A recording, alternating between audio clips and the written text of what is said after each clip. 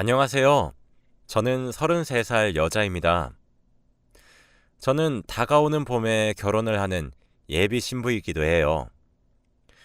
제가 이렇게 사연을 보내게 된 이유는 저에겐 남들과는 다르게 조금 특별하신 엄마가 있습니다. 그 얘기를 한번 해보려고 해요. 저는 중학교 입학을 앞둔 이른 봄날 친엄마가 하늘의 별이 되셨어요. 저는 위로 언니가 하나 있습니다. 당시 중학교 3학년인 언니와 이제 입학하는 저를 잘 부탁한다는 말만 아빠에게 남긴 후 돌아가셨죠. 엄마는 건강검진에서 위암이 발견이 되었는데 이미 그때는 시기가 너무 많이 늦어 손을 쓸 수 없는 지경이었다고 해요. 암 환자다 보니 굉장히 고통스러워 하셨어요. 어렸던 저는 그런 엄마의 모습을 보면서 매일 자기 전 하늘에다가 제발 엄마를 아프게 하지 말아달라고 기도를 하고 자곤 했죠. 지금 생각해보면 그때도 엄마가 영영 사라지게 되는 것은 아닐까 많이 불안했었던 것 같아요. 숨을 거둔 엄마가 저희 자매에게 유품으로 남겨주신 것은 금목걸이와 금반지, 그리고 병원에 너무 오랜 시간 계셔서 몇 장 찍지 못한 사진들 뿐이었어요. 그렇게 아빠는 저희 자매를 홀로 키우시기 시작하셨답니다. 아빠는 그 후로 2년 동안 술에 취해 사셨어요. 저희를 먹여 살려야 하셔서 일을 그만두지는 않으셨지만 저녁마다 술에 취해 잠드셨죠. 어떤 날 밤에 화장실에 가고 싶어 잠에서 깨면 아빠의 울먹이는 소리가 종종 들려왔었어요. 그럼 저는 숨을 죽이곤 했었죠. 제가 중학교 3학년이 되던 어느 가을날 저희 집엔 낯선 여자 한 명이 찾아왔었습니다.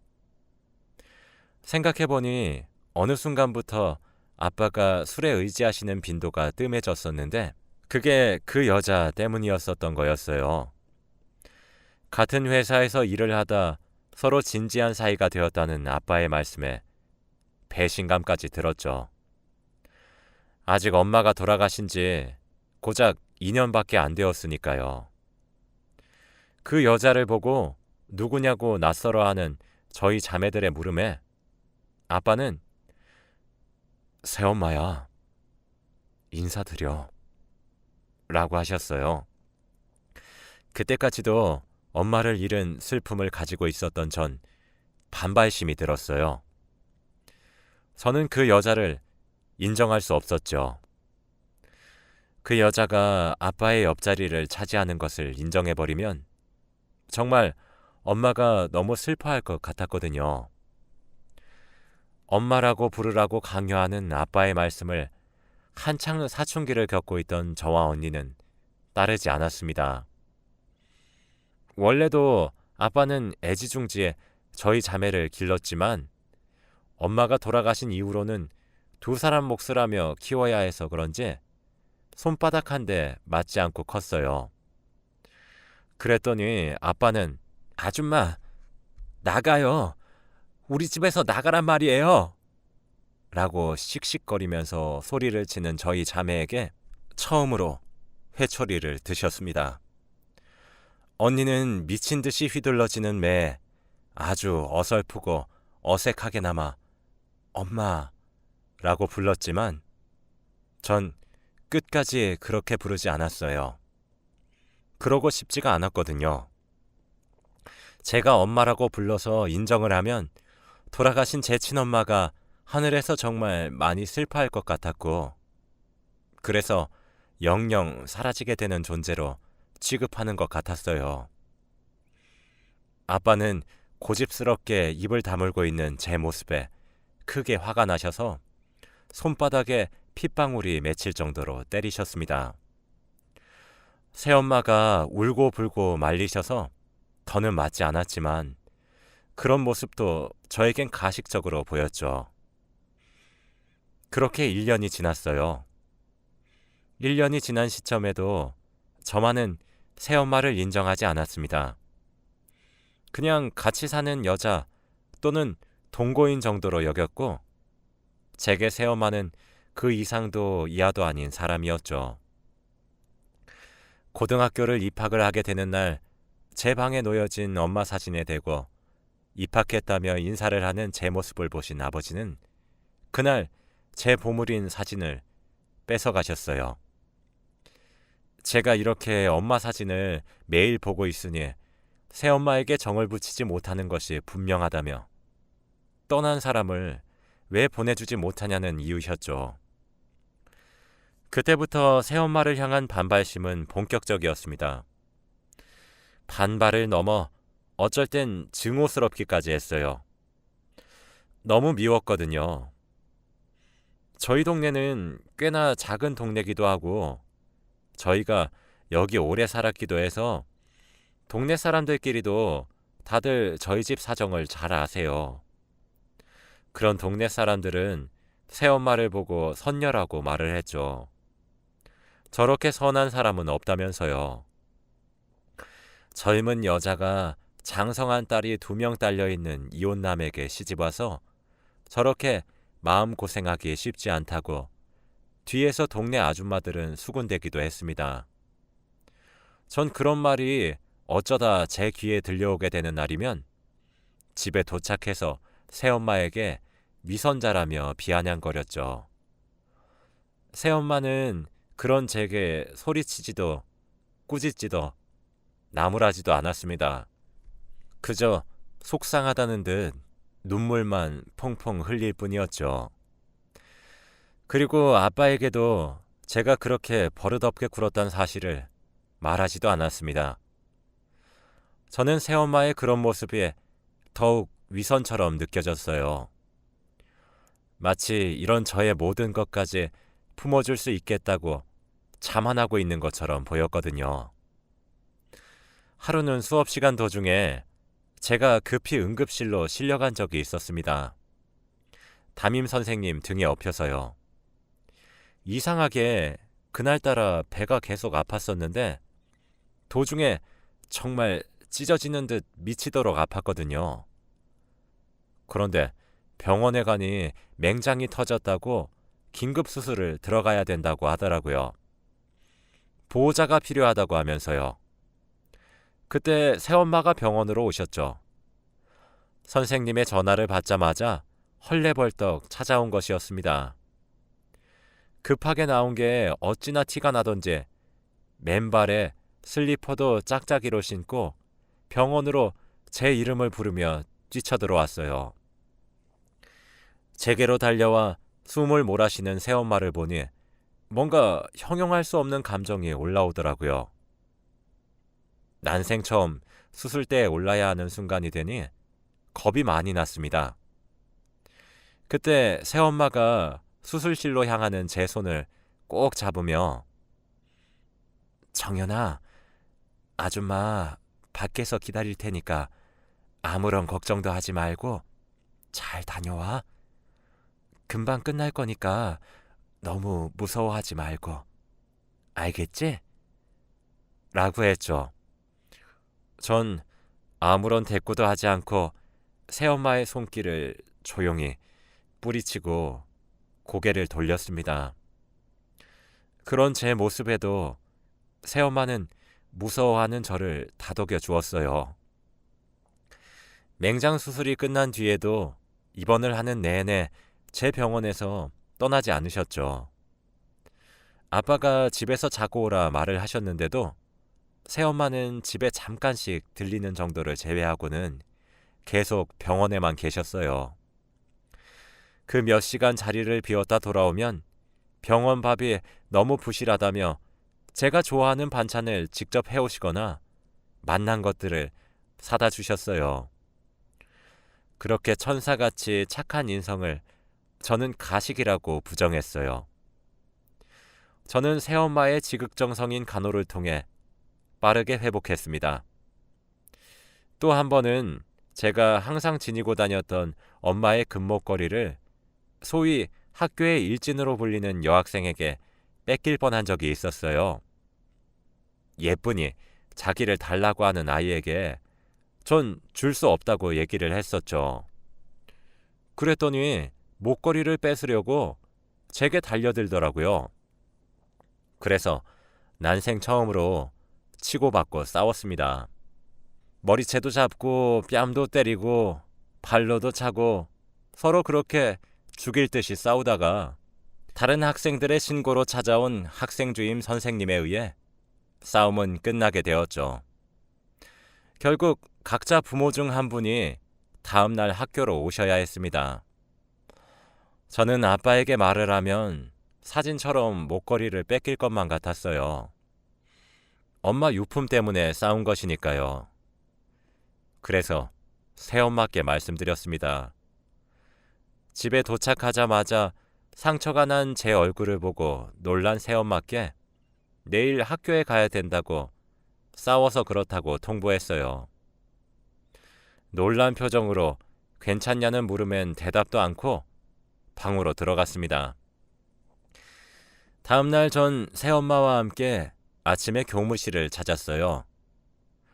어렸던 전 무슨 자존심인지 싸운 이유를 당장 말하라는 선생님의 말씀에도 입을 꾹 다물고 버텼죠. 저를 때렸던 애는 자기 잘못을 먼저 말할 리도 없었습니다. 목격자들의 증언으로 그 아이가 엄마의 유품인 금목걸이를 뺏으려고 했고, 저는 목걸이가 뺏기기 싫어 정당 방위를 한 것으로 판명이 났어요. 사실 제 새엄마는 항상 제가 집에 돌아오면 살갑게 맞아주시고 제가 싹수 없이 무시하고 비아냥거려도 환히 웃어주시면서 항상 나긋나긋하게 말씀하세요. 제가 아플 때면 밤새 간호하시기도 하죠. 그렇게 한없이 여리고 선하게만 남아있던 새엄마는 그날 처음으로 제 앞에서 언성을 높였습니다. 아무래도 고등학교 3학년이 되던 때다 보니 대학 입시에 영향을 줄 수 있는 일은 선호하지 않는 분위기여서 적당히 서로 화해하고 넘어가자는 선생님의 말씀과 가해자 학생 그리고 그 어머니의 뻔뻔한 태도에 새엄마는 당장 학교폭력위원회를 열라고 화를 내셨지요. 지금 정연이 애 금품을 갈취하려고 한 데다 애 얼굴을 이렇게 만들었는데 이게 지금 사과 한마디로 넘어갈 문제처럼 보이세요? 애들 장난으로 이렇게 됐다며 이런 식으로 넘어가면 저 학생이 보복하지 않으리란 보장은 어디 있나요? 그리고 왜 서로 사과해요? 정연이가 먼저 때렸어요? 정연이는 지금 사과를 받아야 할 입장이에요. 그 사과를 받아들여 용서를 하고 말고는 정연이가 정해야 하는 입장이죠. 가해자 학생의 대학 입시 때문에 학폭위를 안 열고 넘어가려는 거 모를 줄 아세요? 왜 그걸 선생님과 가해자 측에서 정하시는 거죠? 당장 학폭위 여세요. 저희는 이번 일 그냥 넘어가지 못합니다. 그렇게 소리치는 새엄마의 모습을 처음 보게 되어 많이 놀랐어요. 새엄마의 커다란 분노에 선생님과 가해자 학생 측은 태도를 바꾸었지만 새엄마의 입장은 그대로였습니다. 결국 학폭위가 열렸고 저는 피해자라 아무런 처벌을 받지 않았어요. 상대 쪽에서 먼저 때려 정당방위를 한 것이 되었고 그 아이는 일주일 동안 정학을 당했죠. 그때 새엄마가 제게 그러셨습니다. 정연아, 괜찮아. 잘했어. 내가 너였어도 엄마의 물건을 뺏기는 상황에 같이 때렸을 거야. 정말 다행이다. 목걸이가 망가지지 않아서. 그치? 오늘 집에 오면 네가 좋아하는 피자 시켜 먹자. 라고 웃으시며 말씀하셨어요. 그때부터였어요. 우리 엄마의 존재를 인정하고 제가 그은 선을 넘지 않으려 노력하는 새엄마에게 마음의 문을 열게 되었던 것 같아요. 하지만 인정하고 싶지 않았습니다. 지는 것 같았거든요. 하지만 그 사건 이후로 한결 우리의 관계는 유해졌어요. 여전히 아줌마라 부르는 저를 따뜻하게 대해주셨죠. 수능을 치게 되던 날 아침, 새엄마는 제 방으로 찾아와 찹쌀떡, 엿, 포크, 휴지 등등 성적을 잘 받을 수 있다는 물건을 모두 챙겨오셨어요. 수능 도시락을 싸주시며 수능 치는 당사자인 저보다 본인이 더 떨린다고 말씀하셨죠. 그해 수능에서 저는 역대 최고의 점수를 받아 제가 꿈꿔왔던 대학교에 입학할 수 있었습니다. 대학교는 다른 지역에 있었기 때문에 기숙사에 살아야만 했어요. 아빠와 새엄마 두 분 다 같은 지역에 있길 바랬었지만 제가 원했던 대학교란 소리에 기꺼이 축하해 주셨어요. 기숙사로 먼저 떠나야 하는 날이 다가왔죠. 짐을 싸기 시작했습니다. 사실 속으로 차라리 잘 됐다는 생각이 들었어요. 점점 정을 주고 있는 제 모습을 보며 친엄마에 대한 자책감이 많이 들었었거든요. 지금 집을 떠나 앞으로도 독립을 하겠노라, 더는 집으로 돌아오지 않겠노라 다짐했습니다. 제가 살게 될 기숙사로 출발했고 고향을 떠났어요. 아빠와 새엄마는 제 기숙사까지 따라오셨죠. 새엄마는 기숙사 방 안까지 들어오셔서 손수 침대볼을 깔아주고 이것저것 단정하게 정리를 해주셨습니다. 몸 건강히 잘 지내라는 말을 하시고 돌아가시려고 했죠. 차에 탄 새엄마와 아빠를 배웅하는 순간 조심히 가세요 라는 제 말에 새엄마는 기어이 눈물을 쏟아내셨습니다. 제가 뭐가 그리 예쁘다고 그러시는 건지. 그렇게 싱숭생숭한 마음으로 고향을 떠나 새로운 곳으로 향했습니다. 기숙사에 입주해서 짐을 푸는 순간 저는 그날 인정하기로 했습니다. 눈물을 감출 수가 없었거든요. 캐리어 맨 안쪽에 제가 넣지 않은 짐이 하나 있더라고요. 종이 가방이 돌돌 말려있는 모양이었죠. 뭔가 싶어 종이 가방을 풀어 안에 있는 짐을 꺼내보니 편지 봉투 하나와 핫팩 꾸러미, 장갑과 목도리가 들어있었습니다. 새엄마였습니다. 편지를 펼쳐보니 새엄마의 가지런하고 정갈한 글씨체가 눈에 들어왔어요. 편지 내용은 딱히 길지 않았어요. 정연아, 아줌마야. 내가 너의 예쁜 얼굴을 보고 직접 말을 하고 전해줄 용기가 없어서 이렇게 몰래 너의 짐꾸러미에 섞어서 보내본다. 정연이가 다니는 대학교는 정말 명문대인데 자랑스러워. 하지만 서울은 아직 많이 춥다고 들어서 너에게 줄 목도리와 장갑을 샀어. 잘 사용해 주었으면 좋겠어. 아무리 껴입어도 많이 추울 테니까 내가 넣어둔 핫팩들도 요긴하게 사용하길 바랄게. 그리고 나의 욕심이 커서 빠르게 돌려주었어야 할 물건을 이제야 너에게 돌려주는 나를 용서해 주었으면 해. 너에게 엄마가 되어주고 싶어 욕심을 부려 미안해.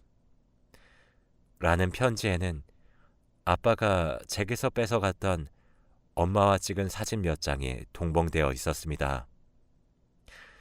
새엄마는 아빠가 뺏어간 사진을 되찾았지만 자기를 의지해 주었으면 해서 돌려주길 망설였던 것이었던 거죠. 뭐랄까, 왜 늦게 주었냐고 화를 내기엔 새엄마의 사랑이 올곧이 느껴지는 선물들과 편지에다가 그리고 떠날 때 보여준 눈물들 때문에 화도 나지 않았습니다. 이제껏 독하게 먹었던 마음이 한순간에 녹아내렸습니다. 그동안 홀로 쌓아온 벽들이 와르르 무너지는 듯 했고 감정이 북받쳤어요. 저는 엄마 사진을 쓰다듬으며 엄마, 미안해. 새엄마는 내가 정말 딸 같나 봐요. 나도 새엄마를 우리 엄마라고 생각해야 될 것 같아. 미안해요. 라며 그날 밤 눈물을 펑펑 흘렸습니다. 울다 지쳐 잠든 그날 밤 꿈을 하나 꿨는데 오랜만에 친엄마가 나타나셨어요. 꿈속에서는 친엄마가 제게 환히 웃어주셨고 절 꼭 안아주시며 괜찮아, 정연아, 다 괜찮아, 괜찮아 하며 다독거려 주셨죠. 전 다음날 아침 눈을 뜨자마자 새엄마의 전화기로 전화를 걸었습니다. 이른 아침에 무슨 일이 생긴 거냐며 걱정부터 하시는 새엄마에게 전 아니요, 주신 선물 잘 받아서 감사하다고 말하고 싶어서 전화드린 거예요. 엄마 라고 말했어요. 새엄마는 아무런 대답도 하지 않았어요. 아마 지금 생각하면 놀라셔서 아무 말 못하신 것 같네요. 저는 조금 있다가 나가봐야 해서 이만 전화 끊을게요, 엄마. 라고 어색하게 서둘러 전화를 끊었습니다. 그리고 몇 분 뒤 새엄마가 제게 문자를 보내셨어요. 고마워, 우리 딸. 이라고 말이에요. 그때부터 새엄마에게 의지하기 시작했습니다. 방학 때마다 본가로 내려갔고 엄마에게 안기기도 했어요. 뒤늦게 부려보는 어리광이라 어쩔 땐 부끄럽기도 했지만 그보다 좋은 감정이 많이 들어 기꺼이 부끄러움을 감수했습니다. 친구들 이야기, 진로 이야기 등등 이때까지 하지 못한 이야기들까지 많이 나눴죠. 대학 생활을 열심히 했어요. 그러던 와중에 제게도 첫 남자친구가 생겼습니다. 남자친구를 소개해 주려고 본가로 내려갔을 때 새엄마는 새로 산 것으로 추측되는 예쁜 원피스를 입고 동네 입구까지 마중을 나오셨어요. 저를 보고는 손을 흔들며 환히 웃어주셨죠. 남자친구에게 새엄마를 소개해주는 순간 오빠, 인사해. 우리 엄마야. 어때? 우리 엄마 엄청 이쁘지? 라고 웃으며 새엄마를 소개해주니 새엄마는 그때도 울컥하신 듯 했습니다. 새엄마는 기쁘다는 듯 반가워요. 정연이 엄마예요. 라며 남자친구와 인사를 했어요. 본가에 도착하자마자 새엄마는 밥을 차려주셨는데 식탁 위에 올라온 음식들은 온통 제가 좋아하는 반찬으로 가득했어요. 연신 웃으며 제 밥 위에 반찬을 올려주셨죠. 대학교 졸업 후엔 운이 좋아 저와 남자친구 둘 다 저희 본가 쪽 지역에 각각 출근할 수 있게 되었어요. 아쉽게도 전공이 달라 회사는 다르지만요. 직장을 다니고 첫 월급은 새엄마께 봉투째로 드렸더니 한바구음을 지어주셨습니다. 제가 철이 없던 시절 많은 상처를 드렸는데도 저희 가족을 품어주시는 새엄마는 이제 제가 가장 존경하고 있는 사람이에요. 저희 아빠와 재혼하고 난 후에도 아이 계획을 하지 않으셨다는 사실도 알게 되었습니다. 사람은 간사한 동물이라 혹시라도 새엄마가 아이를 낳아버리면 저희와 차별하지 않을 수 있다는 확신이 없어서 아빠와 임신 계획을 세우지 않기로 하셨대요. 가끔씩 회상을 하게 될 때면 저런 새엄마를 미워했던 과거가 부끄러울 때도 종종 있습니다. 결혼 허락을 받을 당시 저희 아빠보다도 더욱 서운해하셨어요. 언니와 아빠는 축하한다고 박수까지 쳤었는데 말이에요. 그렇게 오는 4월 미래를 약속한 제 신랑은 바로 그때 만나던 남자친구입니다. 남자친구도 저희 엄마와 아주 잘 지내요. 어쩔 땐 제가 질투가 다 날 정도죠. 제가 재혼한 가정에서 자랐다는 사실도 마음 깊이 이해해주는 따뜻한 사람입니다. 이제 제 삶에 새엄마가 계시지 않은 것은 상상이 잘 되지 않아요. 항상 제가 주는 사랑에 곱절로 베풀어 주시는 새엄마는 돌아가신 저희 엄마가 주신 선물 같네요. 결혼 준비를 하는 도중 혼주석에 무조건 앉아달라는 제 부탁에 여전히 소녀처럼 감동의 눈물을 지으시던 엄마 모습이 떠오르네요. 33살이 된 지금의 저는 몇 달 뒤 결혼을 합니다. 결혼을 앞둬서 그런 건지 몰라도 마음이 정말 많이 뒤숭숭해요. 그러다 보니 이렇게 옛날 생각이 참 많이 나기도 하네요. 너무 늦은 나이부터 어리광을 부릴 수 있게 되어 사랑한다는 말을 자주 해드리지 못했어요. 부끄럽다는 이유로 말이에요. 이제는 자주 해드리려고 노력을 해보려고 합니다. 제 사연을 읽어주셔서 너무너무 감사드리고 항상 하는 일 잘 되시고 제 이야기를 들어주신 여러분들 모두가 오늘도 행복한 하루 보내시길 바랄게요. 엄마에게 하고 싶었던 말을 끝으로 이만 글을 마치겠습니다. 엄마, 제가 너무 많이 사랑하고 있는 거 알고 계시리라 믿어요. 항상 제가 주는 사랑에 감동해 주신 후 제게는 더 큰 사랑을 곱절로 베풀어 주셔서 너무 좋아요. 항상 엄마 앞에서 어린아이가 되는 듯해서 아직 많이 부끄럽지만 이제 저만 엄마에게 의지하는 것이 아니라 엄마가 의지할 수 있는 딸이 되도록 할게요. 엄마, 제가 많이 사랑해요. 감사합니다.